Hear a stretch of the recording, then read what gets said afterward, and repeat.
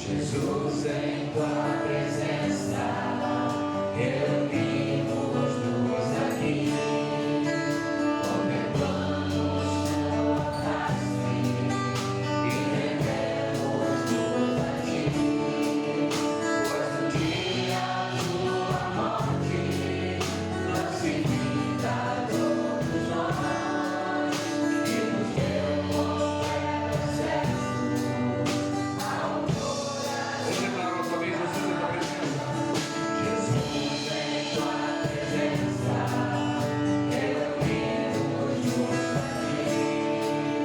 contemplamos tua face e rendemos-nos a ti. Pois no dia tua morte, nossa vida a todos nós, e nos deu completo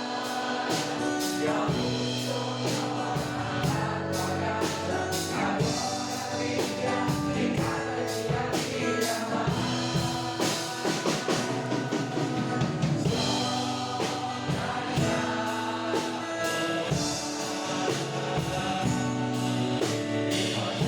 ao coração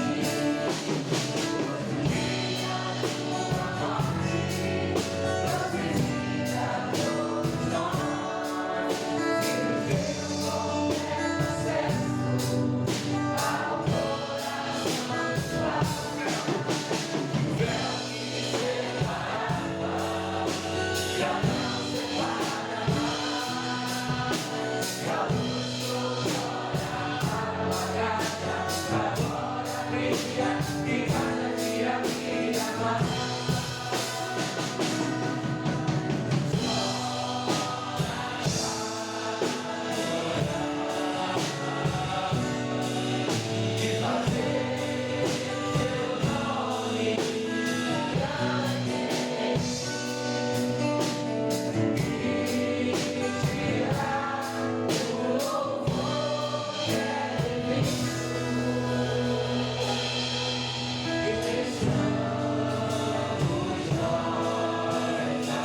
Quem somos nós aqui?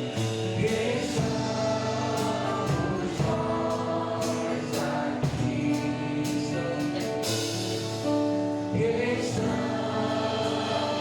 nós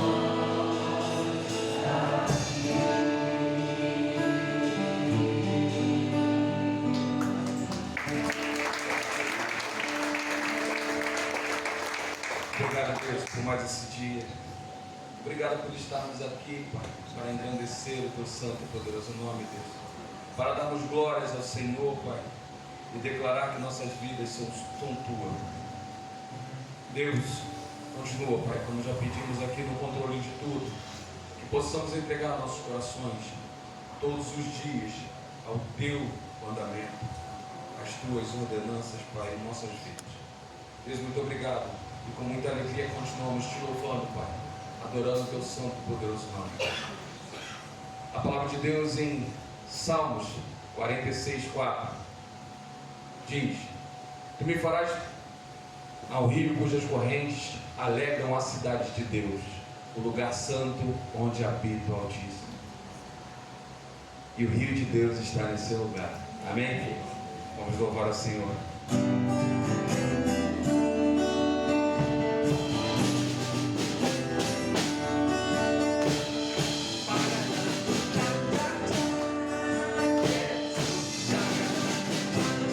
ao rio que corre do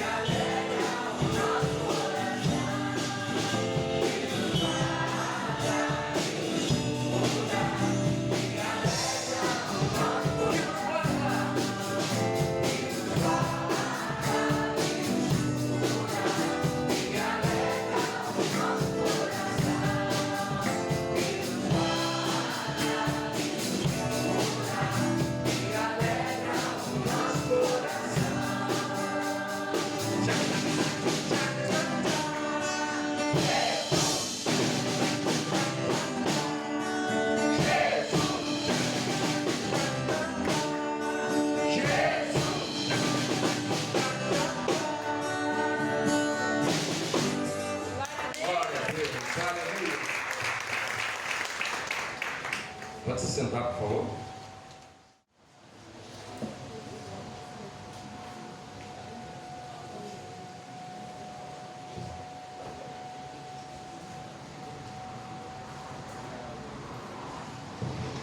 Bom dia, igreja. Bom dia.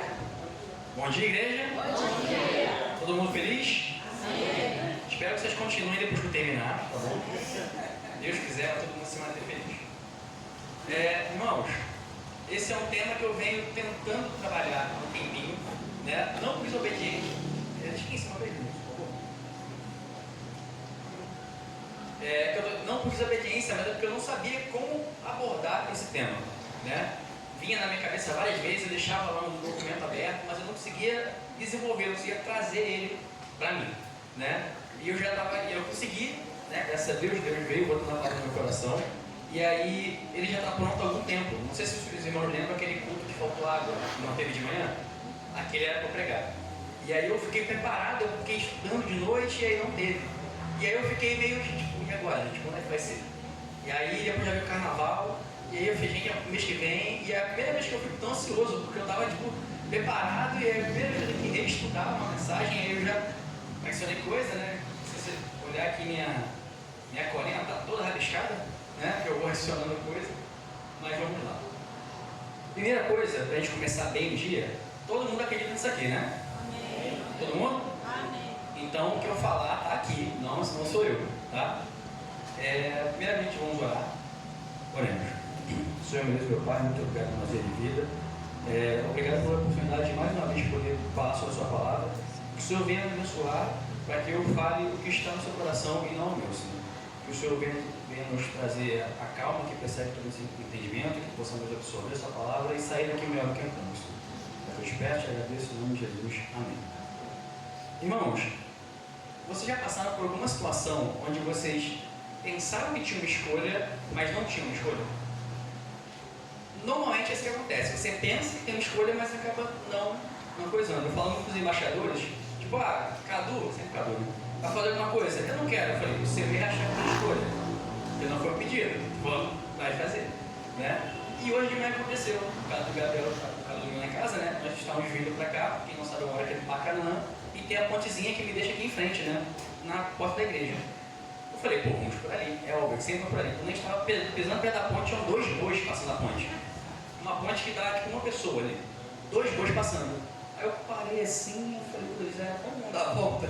E a gente atrasou, porque a gente teve que dar toda uma volta para poder chegar aqui. Eu achei que tinha uma escolha, mas coube ao Senhor fazer a volta. Não sei por que o motivo, mas cabia a mim aquilo. E o tema de hoje não é uma escolha, né? Muitas vezes a gente pensa que tem uma escolha, mas a gente não tem a escolha. A primeira coisa que eu quero fazer hoje é abrir a palavra em Lucas 6, de 27 a 36.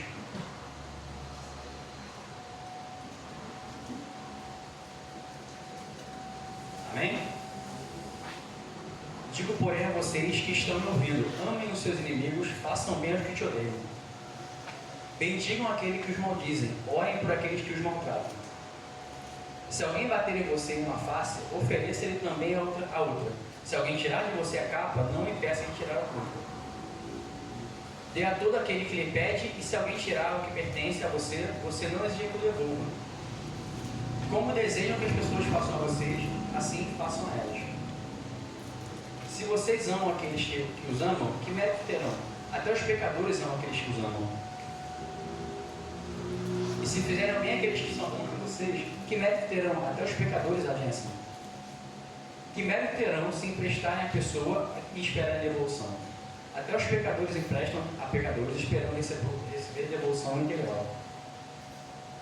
Ame, porém, os seus inimigos, façam-lhes o bem e emprestem a eles sem esperar receber nada em troca. E então a recompensa que terão será grande, e vocês serão filhos do Altíssimo, porque Ele é bondoso para com os ingratos e maus. Portanto, sejam misericordiosos como é misericordioso o Pai de vocês.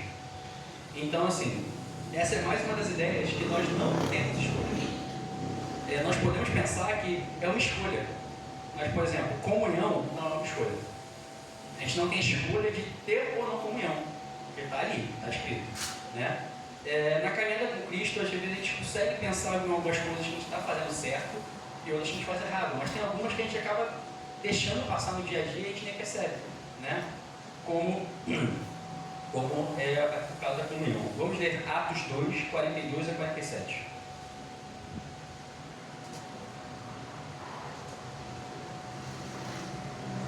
Eles se dedicavam ao ensino dos apóstolos e à comunhão, ao partir do pão e às orações.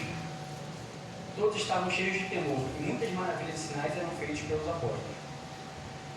Os que criam mantinham-se unidos e tinham tudo em comum. Vendiam suas propriedades e bens e distribuíam conforme a necessidade de cada um. Todos os dias continuavam a reunir-se no pátio do templo, partiam o pão em casa juntos, participavam das refeições com alegria e sinceridade de coração, louvando a Deus e tendo a simpatia de todo o povo, e o Senhor lhes acrescentava diariamente os que iam sendo salvos.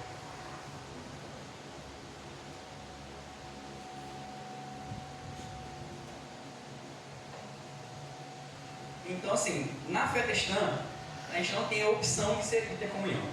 É o que está ali. Um pouquinho de contexto, esse texto em Atos é o início da igreja primitiva, né? E as pessoas ali estavam juntas e elas vendiam o que tinham, né? Terrenos e plantações e animais, e eles vendiam para que o outro pudesse também comer. Então, assim, eles tinham casa, né? No texto que eles iam para suas casas, mas eles se ajudavam uns aos outros, porque eram pessoas recém-convertidas, né? Às vezes, pessoas que imaginam que tivessem que viajar muito tempo, elas acabam ficando mais tempo ali por causa dos estudos, elas precisavam de um mantimento, então é aquilo ali que eles faziam. Tal qual o pastor fala para a gente hoje, que o nosso coração tem que arder para ajudar o próximo, né? Não é uma escolha, é o que está na Bíblia, é o que Deus fala para a gente não tem que fazer algo só porque a gente ama, tem que fazer algo também que a gente não gosta, né? E não era uma questão de vontade, era uma questão de obediência. Agora, 1 Coríntios 12, de 12 a 14.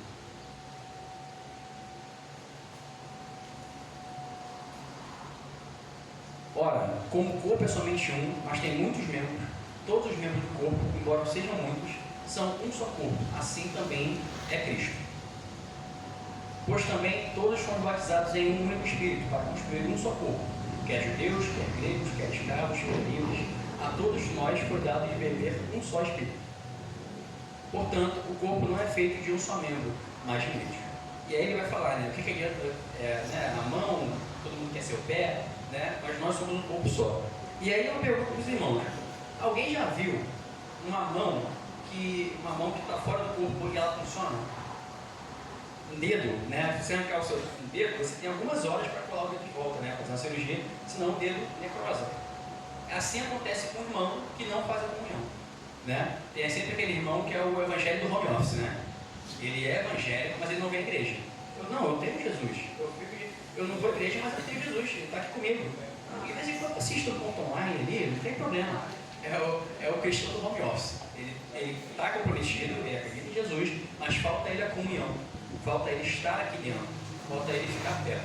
E tal qual uma brasa, como diz na própria Bíblia, ele vai se apagar. Assim como um órgão fora do corpo, ele vai necrosar. Ele precisa da comunhão, precisa estar próximo, né? Ele precisa dessa troca que vem. No corpo, ninguém vive isolado, ou está ligado ou está doente. Agora, Efésios 4, de 1 a 12.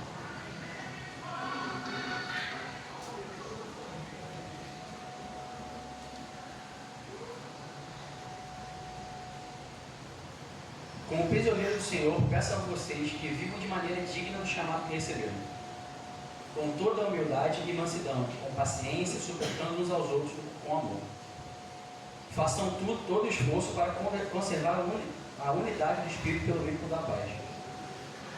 Há um só corpo e um só Espírito, mas como também uma só esperança, quando foram chamados. Há um Senhor, uma só fé, um só batismo. Um só Deus, Pai de todos, que é sobre todos, por meio de todos e em todos. A cada um de nós foi dada a graça conforme a medida com que Cristo distribuiu o dom. Por isso é que foi dito, quando ele subiu em triunfo às alturas, levou cativos muitos prisioneiros e deu dons aos homens. Ora, o que significa ele subiu, senão também havia descrito nas profundezas da terra? Acho que eu estou lendo um pouquinho demais, mas a questão é essa. Deus, ele espera que tenhamos comunhão em eu disse que são duas etapas. A primeira é a comunhão com Ele. Temos que ter dia a dia uma comunhão com o Senhor. Como? Através da oração, através de vir à igreja, através da palavra, de estudo, uma comunhão com o Senhor. Né? Eu estava conversando com uma pessoa uma vez e ela falou, mas eu não tenho hábito de orar à noite. Eu falei, como assim? Na minha cabeça, é hora de, né, quando você acorda, pelo menos, né? Quando você acorda, ali no almoço e depois de noite. É o mínimo do crente, né? 3 orações por dia. Eu falei, não, porque não sei o que. Eu falei, cara. E aí depois uma outra pessoa também, eu falei, não, mas é que quando eu estou chateado. Eu falei, então quando você está chateado, você não fala com Deus. Não, quando eu estou no erro, eu falei, você não vai orar nunca, porque a gente está sempre no erro. Você nunca está certo, então a gente não vai orar nunca. Então, nós temos que manter essa comunhão com Deus, que é o que Ele espera de nós. E também, Deus espera que você faça comunhão com o seu irmão, com o seu próximo, né? Que também está na comunhão com Deus, que é meio que um triângulo. E também, só que a palavra de Deus é um pouco mais difícil do que isso. Ela pede você também ter comunhão com aqueles que você não gosta, que é a parte mais complexa. É muito fácil ter comunhão com o Joãozinho. Pô, o Joãozinho é legal a beça. Agora, pô, o Daniel, não, o Daniel é complicado. Você ter comunhão com o Daniel não. Nós não temos a escolha de escolher, né, quem a gente vai ter comunhão ou não. Ele espera de nós amizade, ele espera de nós companheirismo. E eu tenho uma história que eu lembrei aqui, que eu contava quando eu era adolescente, que tinha um soldado numa guerra muito violenta, e aí um soldado estava num destacamento e o outro soldado estava em outro. E ele fica sabendo que esse destacamento foi atacado e um amigo dele estava lá. E ele começa a querer ver o amigo, né? E o comandante dele não quer deixar, fala, não, você não vai, foram atacados, ele já morreu, você vai morrer também, eu vou perder mais um homem. E ele insiste, e aí o comandante dele fala, então vai então, estou lavando minhas mãos, vai lá ver. Passa um tempo, volta outro soldado, rasgado, machucado, com um tiro no ombro, e aí ele volta sozinho. E o comandante fala, eu falei que você ia ser atacado também, você tem que dar você deu sorte porque está vivo, eu falei que não ia valer a pena. Ele valeu a pena sim, porque quando eu cheguei lá, meu amigo falou, eu sabia que você viria. E é isso que Deus espera de nós, esse companheirismo, essa camaradagem, né? Que você possa sangrar junto com o seu irmão, que você possa sentir o que ele sente. É por isso que nós ficamos tão tristes quando a gente perde alguém, porque é o que Deus espera de nós, né? A segunda parte é que amor não é uma escolha. Porque assim, eu já até que passei um pouco por cima disso, que qual que é a lógica do mundo? A lógica do mundo é que você ama, quem te ama, você suporta, quem te suporta. Eu não posso ficar amando os outros, isso é muito estranho. É estranho pra gente, né? Como pessoa do reino dentro do mundo, essa é uma parte muito complexa.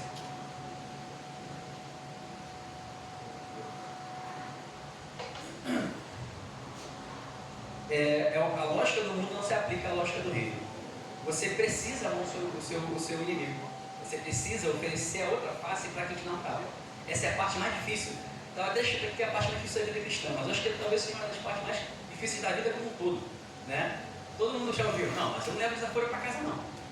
E eu, não, se fizesse comigo, o buraco era mais embaixo. Todo mundo já ouviu isso da boca até de crente, né? Não, se fosse comigo, então assim, nós não temos a escolha de não amar o próximo, independente de quem seja o próximo. Vamos ler Mateus 5, 44 até 48.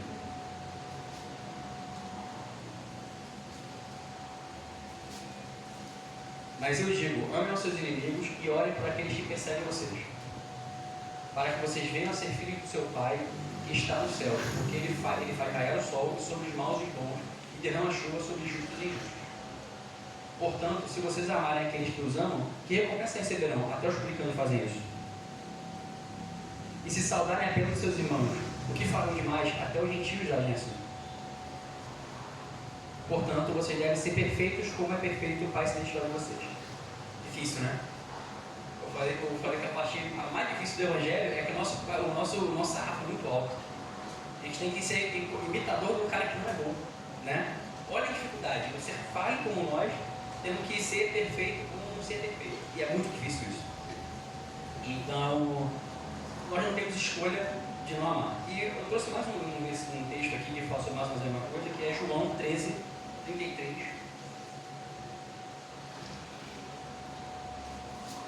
Meus filhinhos, estarei com vocês apenas um pouco mais. Vocês procurarão por mim, como eu disse aos judeus, agora digo a vocês, para onde eu vou, vocês não podem ir.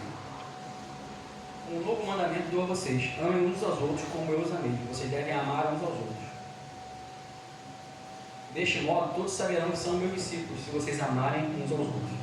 Ou seja, o amor é a maneira que Jesus diz que nós podemos ser reconhecidos. Como que nós vamos ser reconhecidos como filhos de Deus se a gente não conseguir amar uma pessoa que está do seu lado? Se eu não consigo amar o Rodrigo, como é que eu vou amar o fulaninho da rua que está bebendo ali? Como é que eu vou evangelizar se eu não consigo amar a pessoa que está do meu lado? E essa lógica de você só pode amar quem te ama, né? Ela foi escrita por uma pessoa, ela não está na Bíblia, tá? Não é uma lógica bíblica. Ela foi escrita no livro de 1969 chamado A Bíblia Satânica, né? Que não é uma Bíblia, ela é um livro que um filósofo ateu escreveu e ele fala, você pensaria assim que seria uma coisa que fala sobre ódio, que fala sobre... Ele fala, não, amor é muito importante, mas você não pode gastar o seu amor com quem não merece. Essa é a lógica do livro. Como assim? Ele diz que o amor é algo precioso, que você não dá, vale a pena entregar aos outros. Então, assim, quando a gente está fazendo esse tipo de coisa, a gente não está seguindo a Bíblia, a gente está seguindo essa lógica que eu digo. E aí está aqui, eu estou falar sobre panelas. Gente, crente tem panela? Crente não pode ter panela, né? Como a gente dizia muito, né? Só se a panela estiver a tampa aberta, porque todo mundo pode entrar. A Carol não pode olhar e falar, não, você está com a Letícia, porque com a Júlia, você não está com a Júlia, eu gosto da Júlia. Para não parecer que eu estou apontando para a mensageira, eu vou dar um exemplo. A embaixada, uma vez em quando está lá em casa, né? No computador do Gabriel tem um videogame. E aí toda vez que estão lá, eu falo para o Gabriel, você chamou todo mundo? Eu falei, não, tem que chamar todo mundo. Eu falei, ó, o computador é meu, se não chamar todo mundo eu vou desligar. Vocês têm que ter a comunhão. Eu sempre falo, os seus amigos daqui 10 anos podem ser esse mesmo grupo. São as pessoas que estão com você dia a dia. Então se chamar um, tem que chamar todo mundo. Eu não quero panela dentro da minha casa, a panela tem que ser com a tampa aberta. O amor cristão não é uma emoção como o amor do mundo. É uma decisão. Ele não é uma decisão, na verdade. Ele não nasce como sentimento, mas ele nasce como obediência. Deus nos manda amar, porque assim seremos reconhecidos como filhos de Deus. Então nós temos que amar, porque o amor não é uma escolha. Agora um assunto delicado. Perdoar não é uma escolha. E tal qual amar as pessoas que você não conhece, perdão talvez seja até mais difícil do que amar. Perdoar uma pessoa é um negócio complicado. Eu falo comigo mesmo, né? Não é uma coisa fácil. O perdão às vezes ele fica engasgado, se a pessoa tem um pouquinho mais de ego, aquela coisa não sai, mas nós vamos ver que perdão não é uma escolha. Efésios 4:25. Porque está muito rápido. Portanto, cada um de vocês deve abandonar a mentira, falar a verdade uns aos outros, pois todos nós somos membros de um mesmo corpo. Quando ficarem irados, não pequem, não permitam que o sol se ponha enquanto durar a ira de vocês. E não deem lugar ao diabo. O que furtava não furte mais, antes trabalhe fazendo o que é bom com as próprias mãos, para que tenha que repartir com quem estiver na necessidade. Nenhuma palavra torpe saia da boca de vocês, mas apenas que se for útil para edificar os outros, conforme a necessidade, para que transmita a graça aos que a ouvem. Não entristeçam o Espírito Santo de Deus, com o qual vocês foram selados para o dia da redenção. Livre-se de toda amargura, indignação, ira, gritaria e calúnia, bem como de toda maldade. Sejam bondosos e compassivos uns com os outros, e perdoem-se mutuamente como Deus perdoou em Cristo.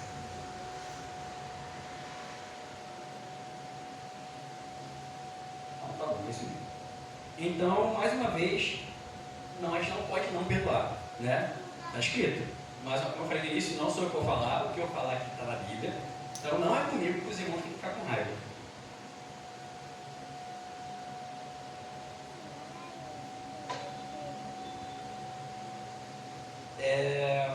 E agora, vamos ler Filipenses 4, de 1 a 4. Portanto, meus irmãos, a quem amo e quem tenho saudade, vocês que são a minha alegria e a minha coroa, permaneçam assim, firmes no Senhor, ó amados. Peço a Evódia e Síntico que tenham o mesmo entendimento no Senhor. Sim, e peço a você, leal companheiro de julgo, que as ajude, pois lutaram ao meu lado na causa do Evangelho, com Clemente e com os meus demais cooperadores, cujos nomes estão no livro da vida. Alegre-se sempre no Senhor. Direi novamente, alegre-se. Eu acho muito curioso esse início, porque Paulo ele começa, meus irmãos, a quem eu amo tanto, perdoa o outro aí do lado. Evódia e Sintique, né, nomes femininos, eram duas mulheres que deviam estar tendo algum tipo de contenda, né, na igreja, e eu acho curioso imaginar que, sei lá, você vai ter uma citação no livro que vai ser lido por milhares de anos, e a sua citação é, pare de brigar com a irmãzinha do lado. Né? Elas só são citadas na Bíblia essa vez, e é Paulo dizendo, pô, eu tenho que escrever carta para você perdoar o seu irmão, eu preciso de gastar tinta com isso, né? E aí nós podemos pensar assim, caramba, mas Evódia e Sintique, caramba, são, o que é isso? Mas eu fico pensando, não tem ninguém que você não perdoa ainda? Alguém que se a gente fosse escrever um livro, não teria nenhuma citação sua pedindo para perdoar alguém, né? E aí eu trouxe também um testemunho pessoal, né? Uns anos atrás eu discuti com meu primo, né, com algumas pessoas, com a tia Sandra, né, sabe que a gente era muito próximo, a gente foi criado junto, temos junto bastante anos de idade. A gente discutiu por uma coisa muito boba, mas em algum momento ele falou algumas coisas que eu não gostei, né? E aí, já tinha acontecido algumas vezes, mas dessa vez eu falei, não, agora pisei no chão, né, agora eu não vou entrar pé, porque eu sempre dou um passo para trás e tal. E aí o tempo foi passando, e aí quando eu fui perceber que as coisas vão passando, né, nós ficamos sem nos falar por 2 anos inteiros, né? Lembrando, a gente cresceu junto, a gente ia junto para todo quanto é lugar, e a gente passou 2 anos juntos. Aconteceu tanta coisa, ele começou com uma pessoa, ele casou, ele se mudou, e nada disso a gente estava próximo, né? A gente só se falava assim na casa da minha avó, era meio o sol do na frente da avó você não pode brigar, né? Então a gente falava, não, e o Flamengo? E o Vasco? E se limitava esse tipo de interação. E eu fico muito triste porque a minha avó não pôde nos ver nos reconciliando, né? A avó se foi antes, né, que a gente pudesse fazer as pazes. E eu estava, não, eu só vou perdoar ele se ele vier até mim e falar isso. Estava na minha cabeça, eu tinha redado o pé. Não sei se o pastor vai lembrar que um dia numa célula eu perguntei para ele sobre isso, e ele falou, cara, Deus já está te incomodando. Deus já te incomoda. Se isso chegou ao teu coração do perdão, é porque ele já está te incomodando sobre isso. E eu lembro que eu tinha os prints das conversas dele, né? E aí o pastor falou, não, então apaga tudo. Você está preparado para perdoar? Então apaga. Não precisa ter isso salvo. Aí eu fui lá, apaguei tudo, mas eu não tinha coragem ainda de chegar e fazer tá na Bíblia, né? Como é que eu vou pedir perdão, gente? Eu vou chegar até ele e pedir perdão? Não. Parece fraqueza, né? E aí eu estava nessa coisa de eu estar apagando, mas eu não seguia até ele, e aí veio a acontecer o falecimento da minha avó, e aí todos os primos se reuniram um dia antes no hospital e tudo mais, e aí no dia do velório ele estava muito mal, né? E aí eu fui lá, ele estava chorando muito, eu fui lá e dei um abraço nele, a gente meio que conversou, né? E aí no final, ele me pede desculpa, me desculpa a família, porque eu fiz algumas coisas, e aí eu fui até ele, nos abraçamos, e falei, cara, te perdoo. E daí me desculpa, porque eu não fui o que eu deveria ter sido. Eu não fui uma pessoa próxima, eu não fui atrás da solução, eu queria ficar com problema também. E desde então a gente vem se falando, a gente voltou a se falar. Então eu falei, eu fico triste que teve que ser numa condição tão extrema, né? Olha o que teve que acontecer para eu pedir perdão para ele. E se fosse ele morrendo, como é que vai ficar, né? Ele morreu e eu não tenho desculpa, ele não se falar depois.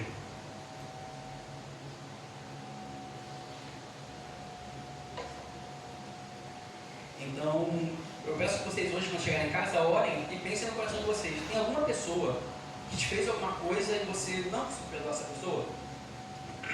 Então, perdoe. Se você tem alguma coisa contra ela no WhatsApp, você apaga. Você chega até ela e fala, quero conversar com você, porque, enfim. No caso no nosso caso, não é uma escolha. A gente não pode deixar aquilo passar. Não deixe o sol se pôr antes que ele fosse atacado, né? Então, o amor cristão não é uma reação nem decisão. Ele não é esse sentimento, ele nasce como obediência. Então, após tudo isso que eu falei, eu gostaria muito de dizer para vocês que vocês têm uma escolha a partir de tudo isso, mas continuamos não tendo. Abre para mim em Lucas 6, 46 ao 49.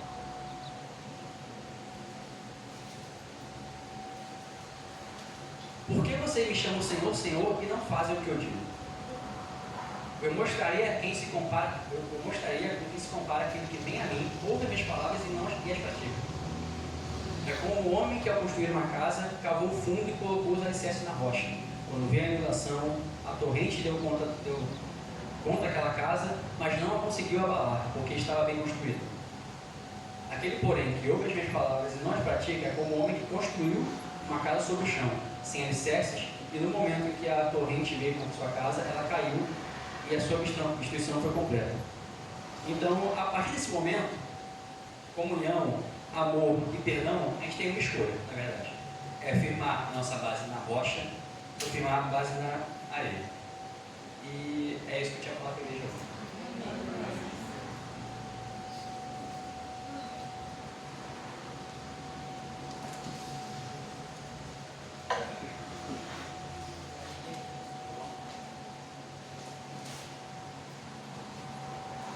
Glória a Deus. Te abençoe, Vitor. Pastorzão? Já? Palavra?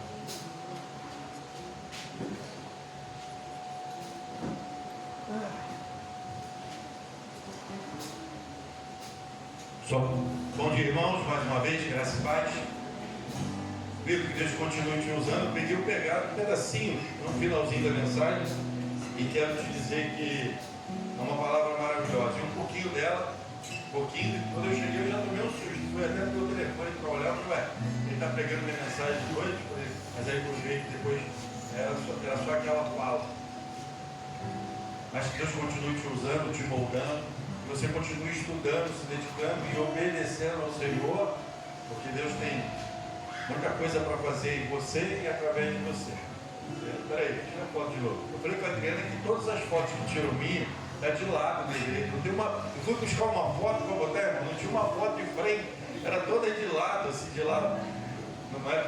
Mas depois eu achei. Eu falei, todas elas são de lado? Mas depois eu achei. Brincadeira, gente.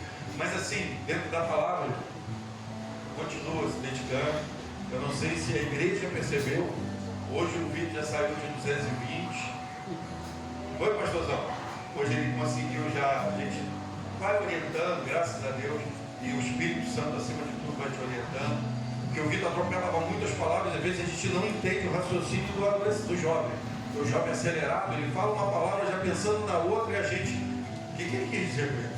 Então hoje ele já saiu do 220 e fica muito mais entendível, porque a palavra é muito clara, né? Mas nós precisamos nos preparar. Glória a Deus pela tua vida, para o caminho é esse, se dedicar, buscar, e o Senhor vai usando. Eu quero dizer também que a gente foi fazer uma visita agora de manhã, vamos lá, eu e Maridez, a Cecília, conhecer a congregação lá onde o Mateus está fazendo a obra do Senhor. Mas foi uma visita bem rápida, mas deu para conhecer. Eu não sabia nem onde era o espaço, eu precisava conhecer, precisava ver, foi bênção. Agora, após o culto, eu e Deus também iremos fazer uma visita. Provavelmente a gente vai ter um trabalho aí para o Ministério de Homens, talvez até algumas mulheres, não sei. Mas vamos estar orando para abençoar a vida de um irmão da igreja que está precisando de uma ajuda. Mas eu falei com o Denilson que a gente não pode fazer de qualquer jeito. Ele tem que ir lá primeiro, ver o que precisa ser feito. Né? Porque ao primeiro momento chegou o pedido de socorro.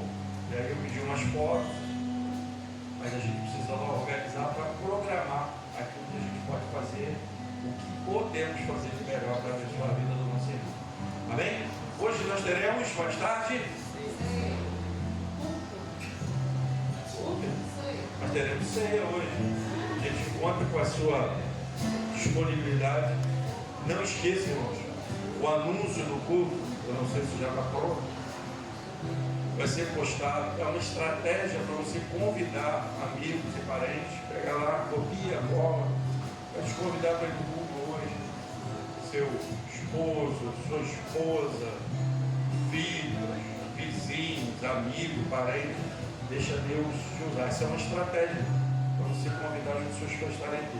Talvez você pense assim, porque eu já pensei assim, já convidei tantas vezes, mas ora, confia no Senhor. A nossa oração tem um poder tremendo. Ore antes e convide depois. E deixa Deus agir. Amém? Vamos louvar o Senhor? Olha as fichas, hein? Olhem as fichas, hein? Eu falo assim, puxa, eu não tive a oportunidade. Amém. Então vamos obedecer os prazos, até porque a gente precisa que essa liderança escolhida pela igreja comece a trabalhar. O ano eclesiástico comece a funcionar. Amém? Vamos ficar de pé? Vamos orar? E depois terminar esse culto adorando ao Senhor. Pai, muito obrigado, Senhor. Obrigado porque sentimos as tuas mãos sobre nossas vidas. Pai querido, sentimos o teu poder e a tua graça sobre essa igreja. Pai querido, continue nos conduzindo. Continue, Pai, nos dando sabedoria espiritual a toda a igreja, para vivermos, ouvirmos a tua voz, obedecermos o teu chamado, fazer aquilo no qual o Senhor colocou em nossas mãos para que venhamos a fazer, para que a tua obra nesse tempo continue, ó Pai, e nós somos os escolhidos, nação santa, povo eleito, para fazer a tua obra, Senhor. Usa-nos com teu poder e graça. Mas, Pai, também queremos, mais uma vez, levantar um clamor por Minas Gerais, por Santa Cruz aqui do lado, por todos os lugares que têm passado por enchentes, e não estamos aqui questionando, Senhor, sobre a chuva, porque o Senhor é o Senhor das nossas vidas. O Senhor sabe quando mandar sol, quando mandar chuva. Mas sabe, Pai, pelos nossos governantes, que possam usar os nossos recursos financeiros, ó Pai querido, com sabedoria, que possam cuidar do teu povo, ó Pai, durante o período, ó Pai querido, que não chove, de cuidar das ruas, dos rios, ó Pai querido, da infraestrutura da nossa nação, que tudo possa ser administrado, ó Pai querido, da melhor maneira, e não como temos visto, Senhor, de qualquer maneira, porque aquilo que é administrado pelos nossos governantes é uma parte do fruto de tudo aquilo que o Senhor nos abençoa com os nossos rendimentos, Senhor. Por isso, o Senhor é o Senhor das nossas vidas. Não confiamos em homens, confiamos no Senhor. Mas cremos que o Senhor pode usar e mudar a mente dos homens, para que a tua obra, para que o teu povo seja cuidado. Por isso entregamos tudo em tuas mãos. E usa-nos, Senhor, usa essa igreja, cada um de nós, com o teu poder e com a tua graça. Se porventura algum do teu povo que passa por necessidade, e nós tivermos a oportunidade, o privilégio de contribuirmos um pouco na tua obra, cuidando dos teus filhos, desse povo que tanto necessita nesse momento de perda, que o Senhor possa nos dar essa oportunidade, que a tua igreja, nesse lugar, tenha a visão de cuidar daqueles no qual o Senhor vai colocar em nossas mãos. Muito obrigado por tudo, Senhor. Que oramos agradecidos, porque nessa igreja, esse povo que o Senhor separou desse tempo, desse lugar, nenhum de nós fomos atingidos por essa igreja. Muito obrigado, Senhor. Muito obrigado. Te oramos agradecidos por tudo. No nome santo de Jesus, teu Filho, que reina hoje e sempre. Amém. Vamos adorar? Amai-vos uns aos outros.